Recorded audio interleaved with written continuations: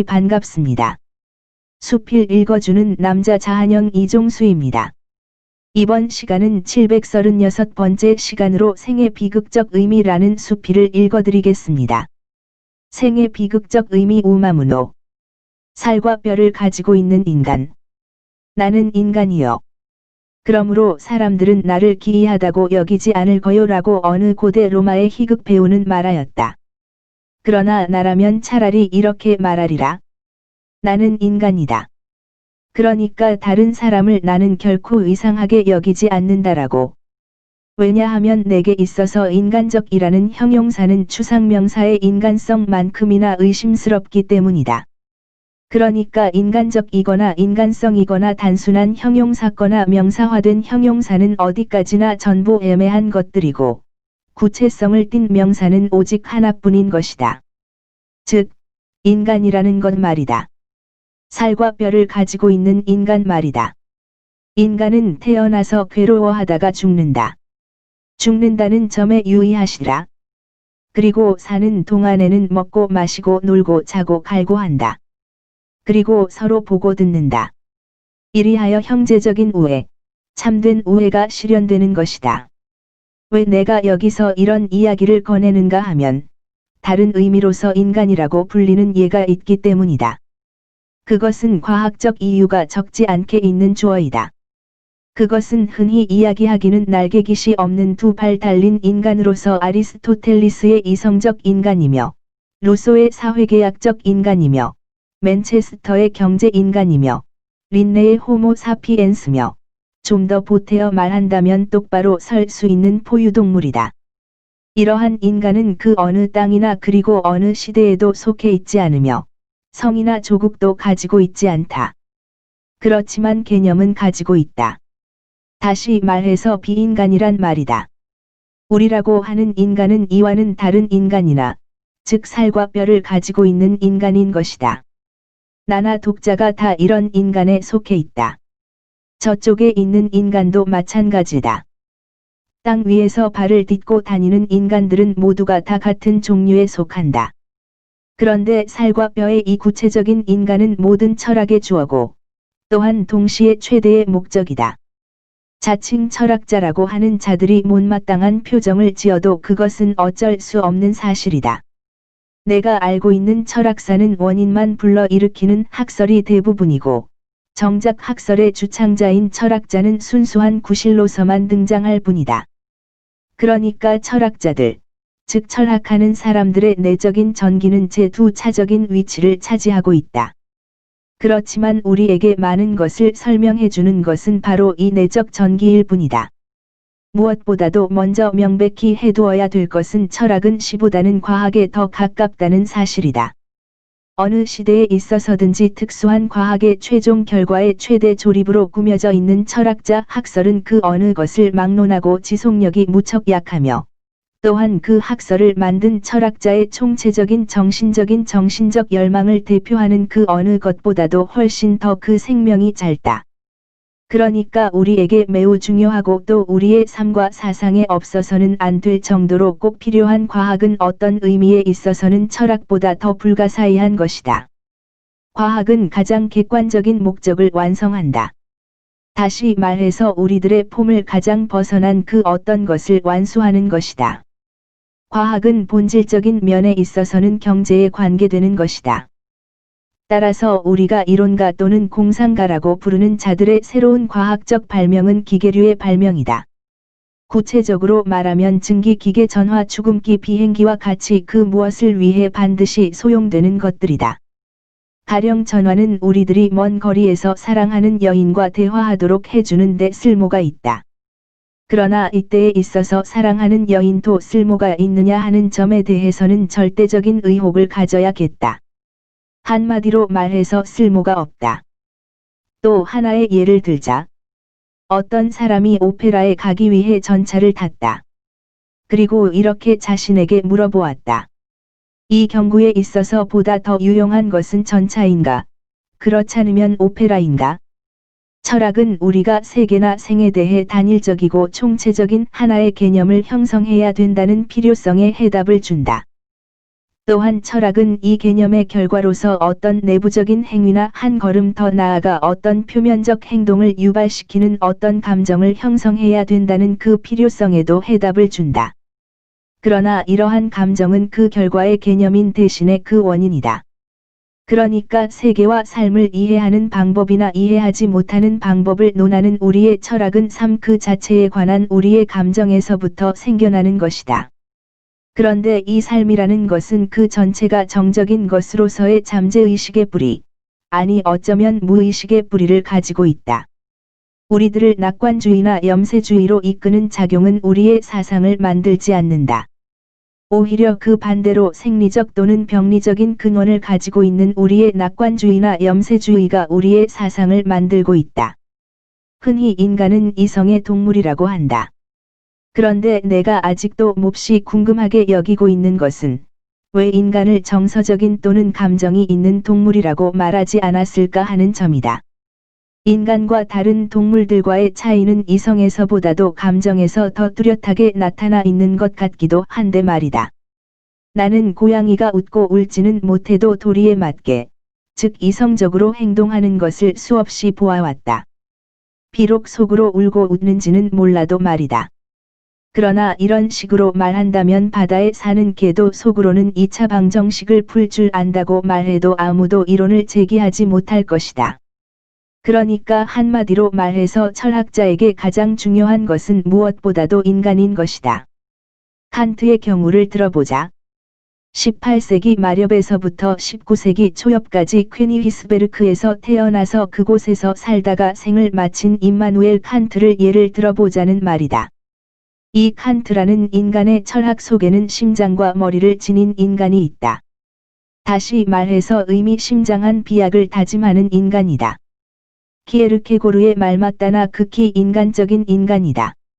순수이성 비판에서부터 실천이성 비판으로 향해 비약을 하는 인간이다.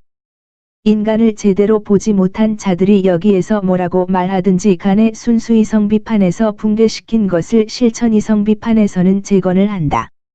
세밀한 분석을 통하여 신, 즉 아리스토텔레스 학파가 말하는 신, 추상적인 신, 움직이지 않는 신, 이러한 신의 존재에 대한 전통적인 증명들을 관찰하고 세분한 후에 신을 다시 개조한다. 그러나 이번에는 양심의 신을, 도덕적인 질서의 신을, 루터교파들이 말하는 신으로 재현시킨다. 그리고 그만이다. 칸트의 이러한 비약은 신앙에 대한 루터교파들의 개념 속에서 이미 발화 상태에 놓여 있다. 신에는 두 가지 유형의 신이 있다. 하나는 이성적인 신으로서 정의상의 인간, 추상적인 인간, 즉 비인간적 인간의 밖으로부터 무한을 향해 쏘아진 발사물이다. 또 다른 신은 감정적이거나 의지적인 신으로서 생명이 있는, 즉 구체적이고 뼈와 살이 있는 인간의 내부 속으로 무한히 쏘아지는 발사물이다. 칸트는 머리 또는 두뇌를 가지고 파괴한 것을 마음 또는 의지를 가지고 재현시켰다. 칸트의 추종자들의 증언이나 칸트 자신의 서한이나 사적인 성명 등에서 밝힌 바에 의해 우리도 잘 알고 있는 사실이지만 백과사전과 이성이라는 여신이 석권하던 18세기 말엽의 퀘니히스베르크에서 철학을 강론하고 있던 노총각, 이기주의자가 되어서 노총각이 됐는지도 모르지만 칸트라는 인간은 그 어떤 문제에 대해서든지 매우 편견을 가지고 있는 사람이었다. 여기서 말하는 그 어쩐 문제라는 것은 바로 다음과 같은 문제다. 즉 우리의 오장육부까지 파고드는 문제다. 우리 자신의 개인 운명의 문제다. 영혼의 불멸에 대한 문제다.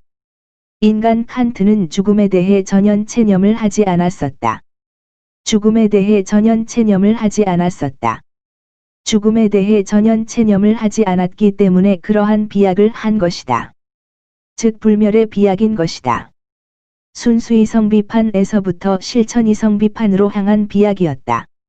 실천이성 비판을 조심해서 그리고 꼼꼼하게 읽은 사람이라면 칸트는 엄밀히 말해서 불멸의 영혼을 추정하지 않았다는 사실을 깨닫게 될 것이다.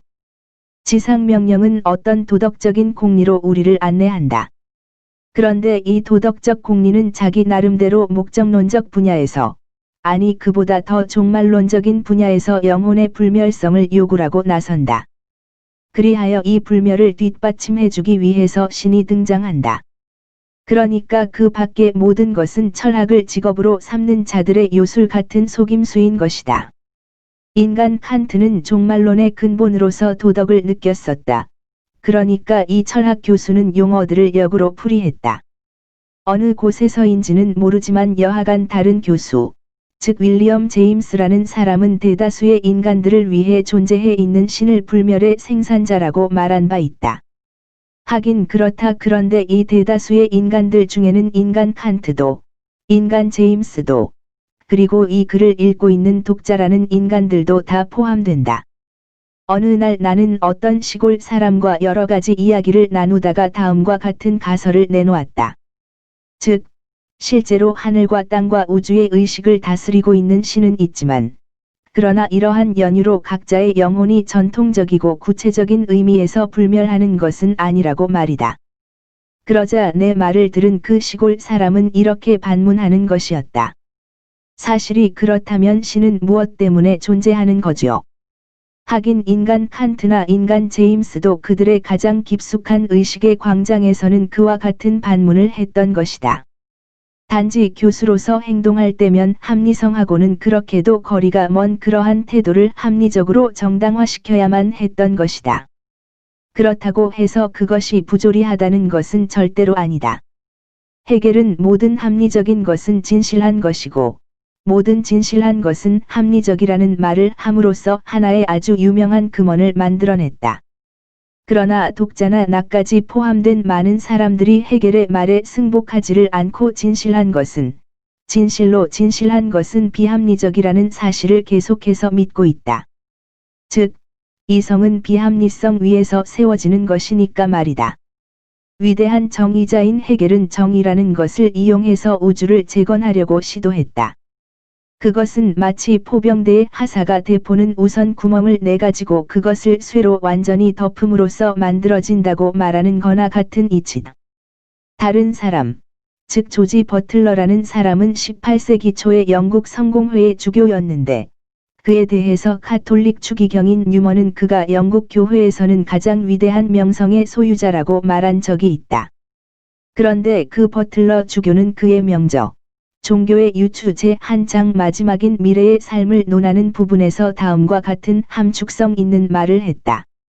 비록 우리의 호기심을 별로 만족시키지는 못하였지만 여기에서 그렇게 강조한 것을 미래의 삶에서 믿는다는 것은 어떤 실증적 증명에 대해 해답을 주는 거나 마찬가지로 종교의 모든 목적들에 대해 해답을 주는 것처럼 보인다. 사실에 있어서 미래의 삶에 대한 증명은 비록 그것이 실증적이라 하더라도 종교에 대한 증명은 아니라는 뜻이다. 왜냐하면 죽음 뒤에 우리가 살려야 될 것은 무신론과 일치하는 사물이기 때문이다. 그리고 이 사물은 무신론에 의해 우리가 현재 죽지 않고 살아 있다는 것을 인지시킬 수 있는 것이므로, 무신론이 미래에 존재할 수 없으리라고 증명하는 것처럼 부조리한 일도 없을 것이다. 인간 칸트가 버틀러의 작품들을 읽어보았는지 안 읽어보았는지 그것은 잘 모르겠다.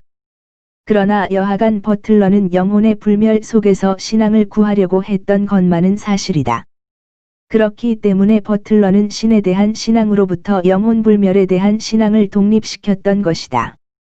그의 종교의 유추 제1장은 아까 독자 여러분에게 말한 바와 같이 미래의 삶에 대해 서술하였고, 제2장은 상벌에 대한 신의 다스림을 말하고 있다. 그러니까 이 선량한 영국 성공회의 주교는 마음속으로 영혼의 불멸을 통하여 신의 존재를 추론하고 있다. 그리고 또한 이 영국 교회의 주교는 바로 여기서 그의 추론을 출발시켰기 때문에 같은 세기 말의 루터파의 철학자가 했던 그러한 비약을 할 필요가 없었다. 결론적으로 말해서 버틀러 주교는 하나의 인간상을 상징했고, 칸트 교수는 다른 인간을 상징했고, 칸트 교수는 다른 인간을 상징했던 것이다. 인간이 된다는 것은 어떤 구체적이고 단일적이고 본질적이 된다는 것과 마찬가지다.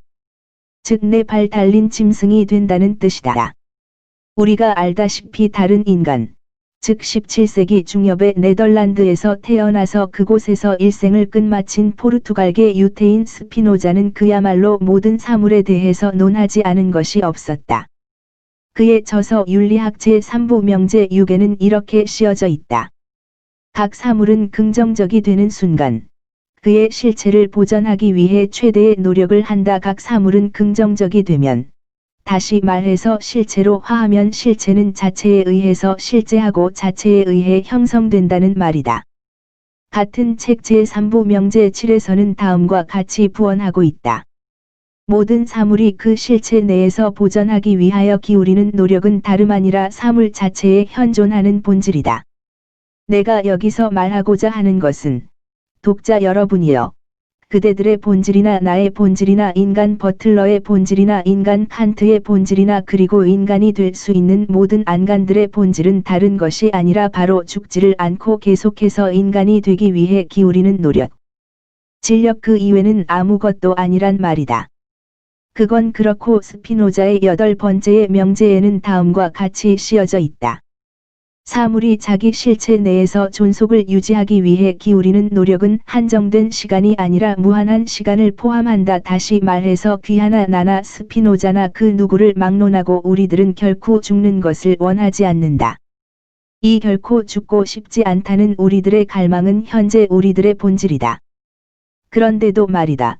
안개 낀 네덜란드 땅으로 추방된 이 초라한 포르투갈계의 유태인은 결코 그 자신의 불멸성을 믿어보지를 못하고 말았다.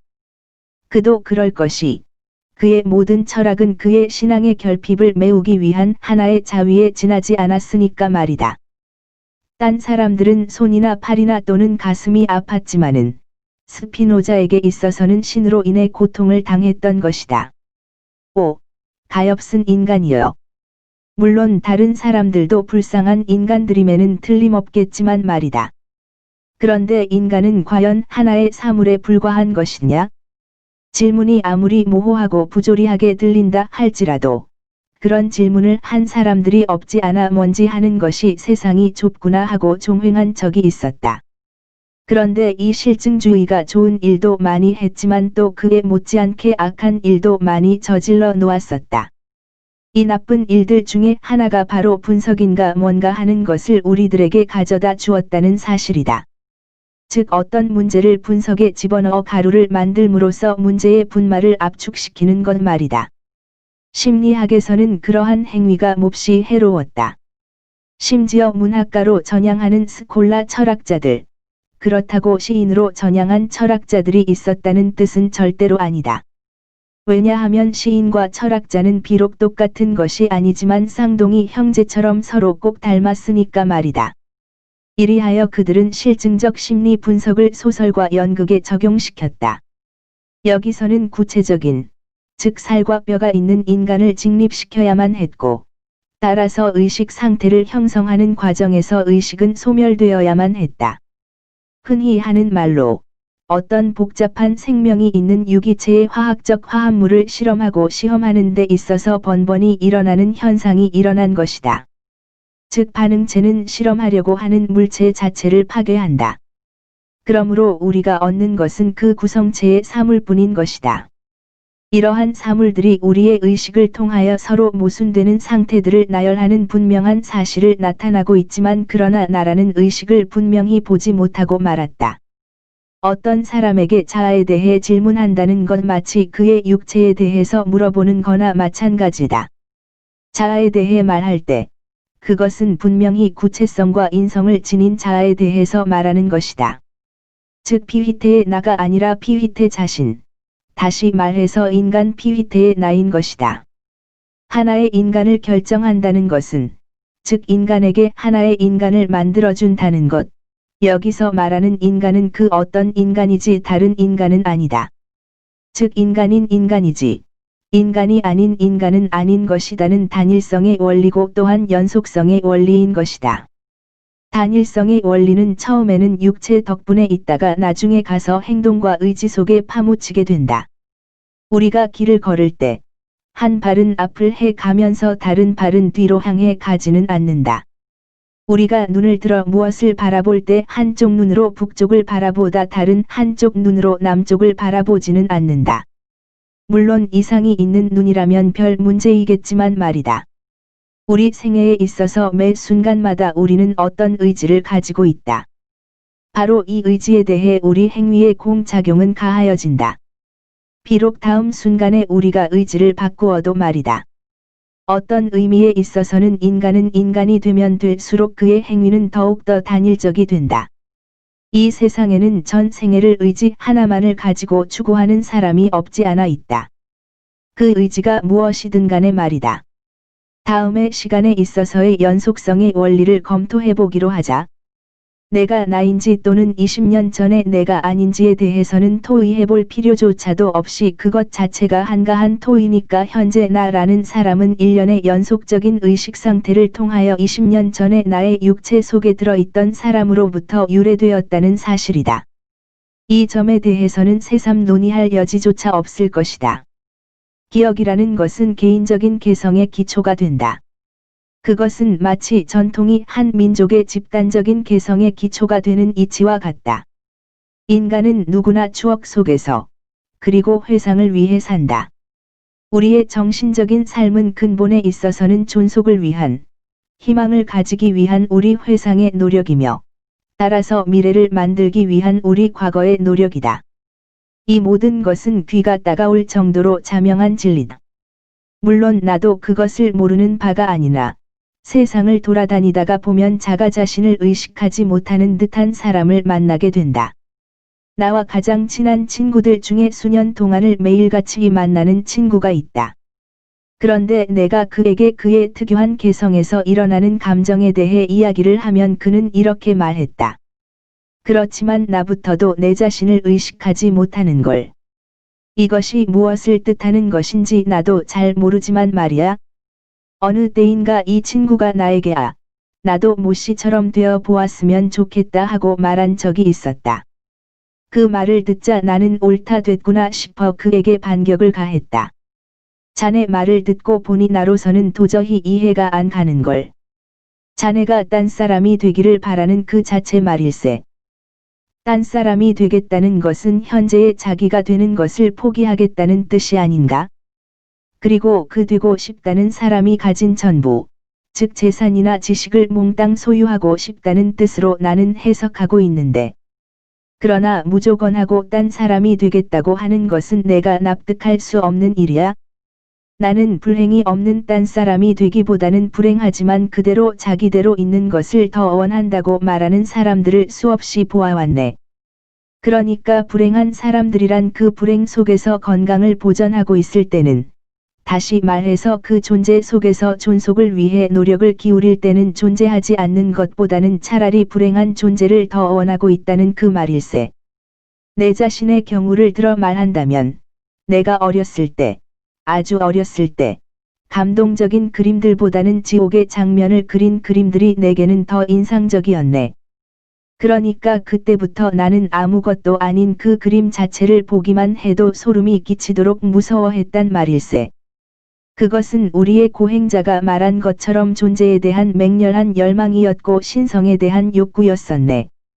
남의 장단에, 남이 꾸며놓은 장단에 춤을 춘다는 것은 자아라는 것을 포기하는 거나 마찬가지다. 각자는 자기의 개성을 방어한다. 그러니까 다만 어떤 변화가 자기 정신의 단일성에 편입될 수 있다거나 또는 자기 존속성에 용해될 수 있다고 자기 나름대로 생각하거나 느낄 때 그 변화를 추락할 뿐이다. 좀 더 자세히 말해서 이 변화가 자기 나름대로 존재하고 생각하고 느끼는 그 나머지 모든 것과 조화가 되고 합쳐질 수 있을 때, 그리고 동시에 그의 회상과 연결되어질 수 있을 때, 그 변화를 두말 없이 받아들이는 것이다. 어떤 개인에게나 또는 어떤 민족 어떤 의미에서는 민족도 역시 인간이라고도 말할 수 있다. 대쉬에게도 단일성을 해치고 그 개성을 파괴하는 변화를 요구할 수가 없다. 물론 때에 따라서는 개인이나 민족도 자신을 많이, 아니 어쩌면 거의 다 변화시킬 수 있을지도 모른다. 그러나 그러한 변화도 어디까지나 존속이라는 점을 전제로 했을 때라야만 가능한 것이다. 물론 개성의 변화를 일으킬 수 있는 인간도 있다. 그러나 그것은 병리학적인 경우에서만 볼 수가 있다. 정신병학자들이 연구하는 것 같은 거 말이다.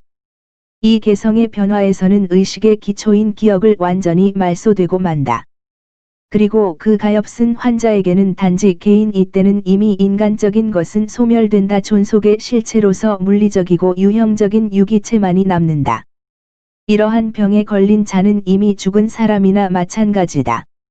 그러나 만약에 이런 병에 걸렸어도 죽은 거나 다름이 없다고 생각하지 않는 사람이 있다면 그 사람은 재산이 많아서 상속할 만한 것이 있는 사람임에 틀림없겠다.